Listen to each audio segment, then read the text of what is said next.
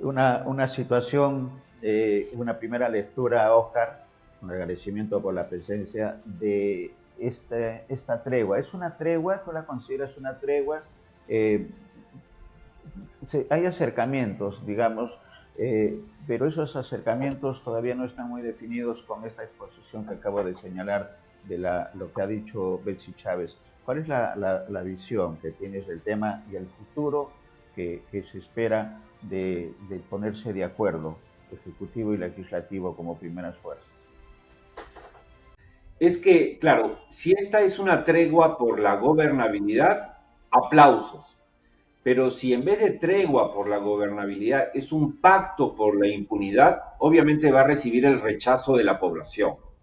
Si el Ejecutivo y el Parlamento creen que abrazándose de manera figurativa y real se acabaron los problemas del Perú, pues están mintiendo. Recordemos que esta actitud, esta bajada de temperatura, esta aparente pipa de la paz que habrían fumado ayer el Ejecutivo y el Parlamento, tiene que ver con algo muy directo y claro. El último domingo, la encuesta de Ipsos plasmó, graficó algo que yo venía diciendo desde la semana pasada, y es que si, si los parlamentarios, y esto a propósito de la supuesta reunión de los vacadores, y de la entrevista en televisión de hace 8 o 10 días de la presidenta del Consejo, perdón, de la presidenta del Congreso, María del Carmen Alba, que decía, bueno, no, acá se tiene que ir el presidente, pero nosotros no tenemos que irnos, ¿no? En todo caso se va, haremos elecciones presidenciales y no generales y por lo tanto no congresales. Yo lo que decía es que si ese era el pensamiento de los políticos de oposición, están absolutamente equivocados, porque la gente no iba a permitir que se vaya solo Castillo y su vicepresidenta, sino que iba a pedir que se fuesen todos en nuevas elecciones. Y es exactamente lo que ha quedado plasmado en la encuesta del domingo de Ipsos. Un 74% sólido, o sea, estamos hablando de que 7 de cada 10 peruanos, tanto en Lima como en el resto del país, o sea, han coincidido plenamente en la respuesta, creen que en el caso hipotético que salga de la presidencia Castillo y tampoco asuma su vicepresidenta Dina Boluarte, pues tiene que haber elecciones generales, quiere decir que hay que cambiar al Ejecutivo y al Congreso. Indudablemente después de este contundente rechazo de la población y esta actitud plasmada en esta encuesta, ya vemos lo que ha pasado. Entonces, Ejecutivo y Congreso han dicho, y lo puse en un tuit, que en vez de que se dé aquello de que se vayan todos, mejor nos quedamos todos. Entonces, para quedarse todos, o sea, me refiero al Ejecutivo y al Parlamento, pues tenían que bajar la temperatura. Entonces el acuerdo es, yo no voy a pedir tu vacancia, tú no me denuncies a mí, ¿no? No me cuestiones mi mesa directiva y mejor tratemos de transar. Ahora, ¿esa tregua cuánto puede durar? Difícil saberlo, pero no creo que mucho. Porque como dije también, hay grietas. ¿Qué pasa? Como no tenemos pues un partido sólido en el gobierno y una oposición sólida, son versiones distintas, personales de cada uno. Entonces, por esto no, se explica el hecho de que mientras el presidente del Consejo de Ministros trate de fumar la pipa de la paz con la presidenta del Congreso, haya una ministra, en este caso Betsy Chávez, de Trabajo, que es del grupo castillista, no serronista de Perú Libre, que diga yo no retiro mi denuncia constitucional contra la presidenta del Congreso por estar confabulando contra el presidente de la República. O sea, es absurdo. Pero eso se explica en esa precariedad de la cual hablaba. Por lo tanto, la actitud de esta tregua no es por amor al chancho, sino a los chicharrones, hay que tenerlo muy claro, ¿no es cierto? Ahora, el Parlamento y el Ejecutivo, Néstor, han estado unidos en varias cosas, en realidad, en estos 7 meses, no nos hagamos los locos. Han estado unidos para atacar la reforma universitaria y tumbarse a la SUNEDU. Están unidos para tumbarse la reforma del tránsito, ¿no es cierto? están unidos para también menoscabar la reforma política, ¿no? Han postergado, quién sabe hasta cuándo, las elecciones internas en los partidos para elegir sus candidatos a elecciones regionales y municipales. Están unidos porque ambos, en la oposición en el Congreso y en el Ejecutivo, están llenos de misóginos, de homófobos, de agresores sexuales, de acosadores. O sea, ya no, uno cree que uno ve y dice, bueno, los ministros y los congresistas no se eligen pues en, no sé, en las listas de graduados de las universidades, sino en las hojas de requisitoria de la policía, ¿no? Así estamos. Por eso es que 7 de cada 10 peruanos dicen que se vayan todos, pues, ¿no? Eso es lo que pasa. Ahora, vamos a ver cuánto dura, pero efectivamente, esta mañana habló la representante de Alianza por el Progreso, o para el Progreso, y dijo claramente que se han reunido ayer con el presidente del Consejo de Ministros, y que les han dicho bestial, miren, nosotros cuentan con nuestro apoyo, pero solo hay una condición. Se tienen que ir el ministro de Salud, para empezar, que es un chamán impresentable, se tiene que ir el ministro de Energía y Minas, que es otro señor sin ninguna calificación, se tiene que ir el ministro de Justicia, que tiene 20 denuncias, y se tiene que ir el ministro de Transportes y Comunicaciones. Vamos a ver qué pasa. Pero así están las cosas, Néstor, en este momento. El 74% que son 7 peruanos y un poco más, 7,5 peruanos. Exacto, sí, que están sí. y esa es una realidad. Pero creo que en el análisis político, más la agenda propia del Congreso de la República, con todo lo que acabas de explicar, que están interesados en protegerse con esta postergación de las elecciones internas de los partidos, que tiene nombre propio, la población lo sabe, Alianza para el Progreso, Renovación Popular, etc. Ellos están manejando una agenda política. La impresión de algunos analistas, no sé si coincides también, Oscar, es que el gobierno tiene mejor panorama de poner las cosas y enrumbar las cosas. Al no tener un programa político, programa de gobierno definido, Castillo y el gabinete que está ahora al frente, Torres Vázquez, puede tener la oportunidad de recurrir a la academia, de recurrir a los peruanos en el exterior que hay de excelente calidad y que pueden actuar. ¿Tú compartes esa opinión que podría dar el giro, digamos, al fortalecimiento de lo que está esperando el ciudadano de a pie, el peruano de a pie, cambios en el sentido de que el Estado mejore los servicios básicos para los más necesitados, los menos atendidos por el Estado peruano? Por supuesto, coincido contigo. Yo he venido diciendo eso todo el tiempo. O sea, el presidente Castillo tiene increíblemente la oportunidad de hacer no un gobierno regular, uno bueno, porque además nos sonríe el concierto internacional a nivel económico. Tenemos los precios de los metales en su pico más alto, empezando por el cobre, y nosotros somos los segundos productores de cobre del mundo.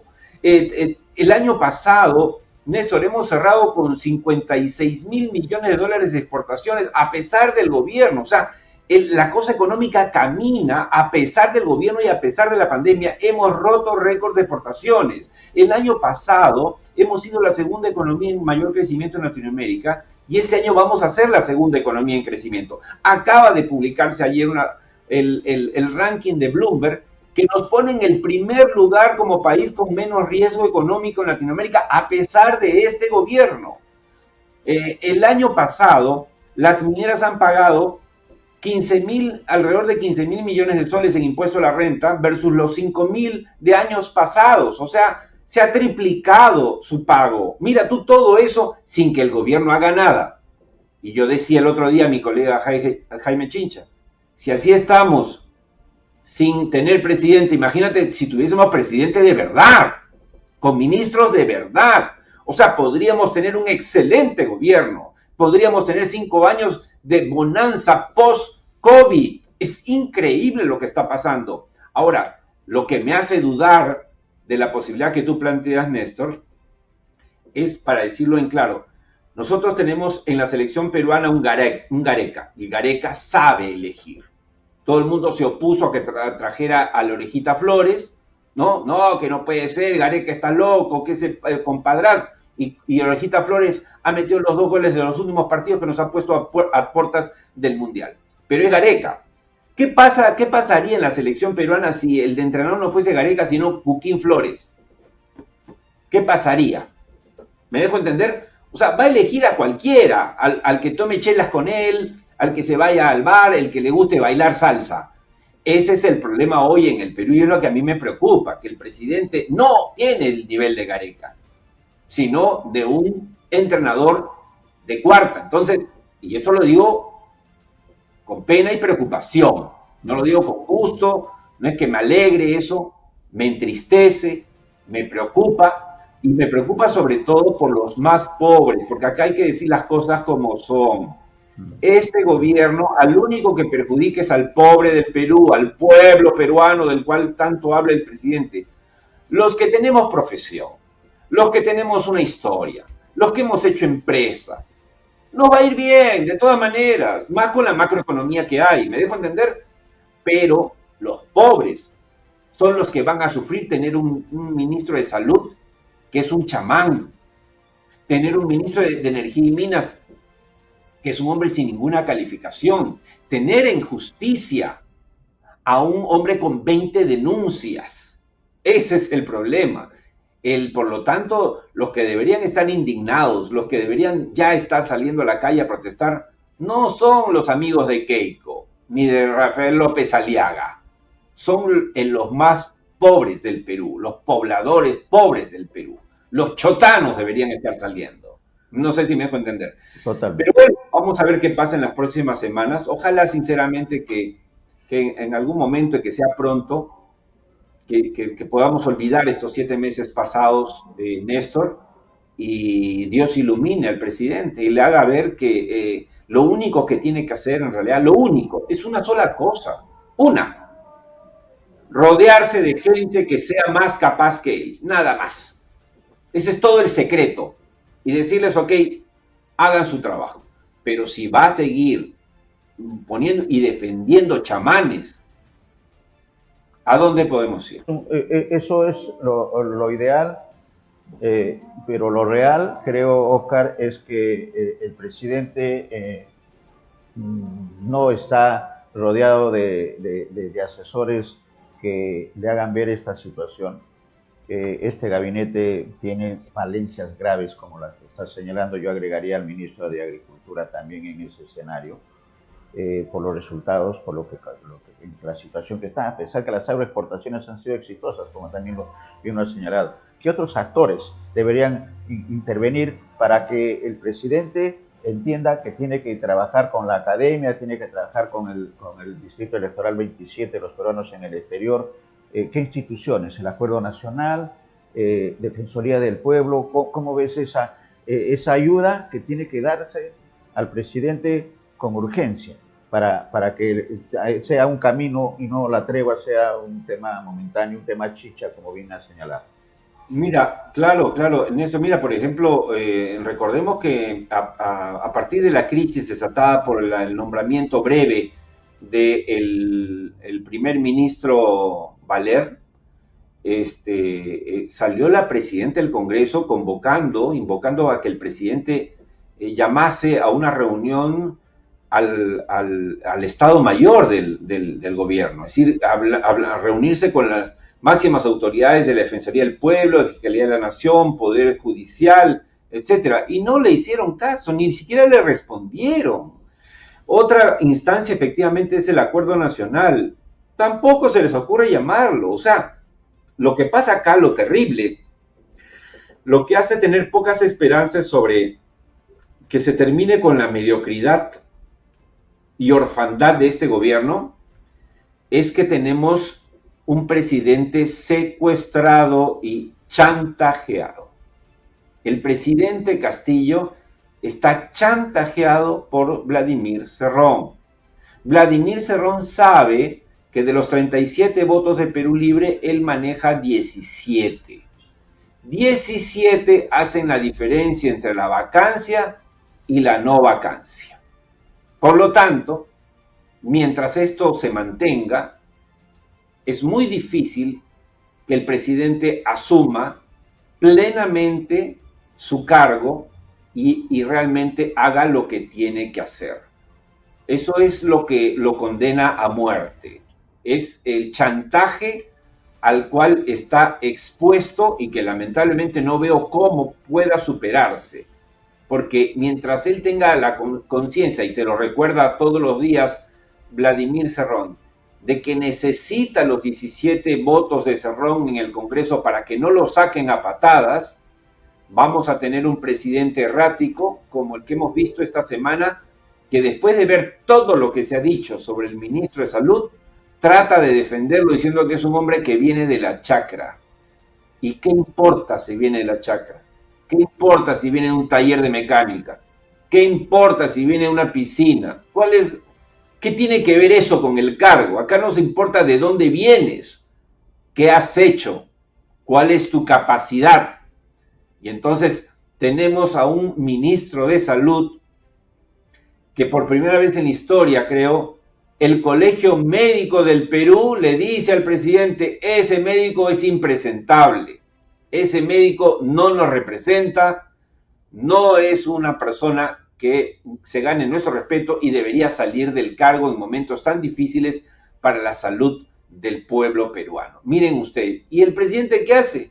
Defenderlo. Miren que es un hombre que viene de la chacra, como si venir de la chacra fuese un atributo suficiente para hacerse cargo de la salud de los 33 millones de peruanos. Por eso es que sí podría hacerse, por supuesto, el presidente podría cambiar, podría dar un golpe de timón, podría convocar a gente seria, pero mientras tenga el revólver en la 100 con el nombre de Vladimir Cerrón, mucho me temo que eso no pasará. Que viene de la chacra, puede venir de la chacra, pero si no tiene valores y si no tiene la formación, ¿de qué estamos hablando? Como diría uno de los filósofos periodísticos que lo conocemos, ¿no? ¿De qué estamos hablando? Entonces, no es decir que viene de la chacra no significa que tiene que ser como el ministro. No, hay ejemplos y tenemos ejemplos en el país de gente que Julio Cetello, por solamente nombrar uno de ellos. Óscar, vamos a estar atentos. Yo creo que finalmente lo que queda del comentario es que hay optimismo, ¿no? Tenemos todavía el optimismo de que las cosas pueden cambiar y es que hay fuerzas que pueden intervenir y deberían intervenir ya en la asesoría al presidente de la República. Vamos a ver antes del 8 si podemos volver a tener una conversación para ir viendo si esta tregua es chicha o si ya se enrumbó o seguimos en más de lo mismo. Gracias, Óscar. Gracias, Óscar. Palabras finales, a lo mejor que quede algo en la agenda, además de la selección. Creo que has hecho un buen resumen, ¿ya? No hay que perder las esperanzas, ¿no? Nosotros somos una generación, por ejemplo, que ha sobrevivido a la hiperinflación del primer gobierno de García. Hemos sobrevivido al terrorismo, a los coches bomba, a la falta de agua, de luz. Yo estudiaba en la Universidad de Lima Comunicaciones y había apagones, no importa que fuese la Universidad de Lima, todo Lima se quedaba sin luz y teníamos que prender velitas.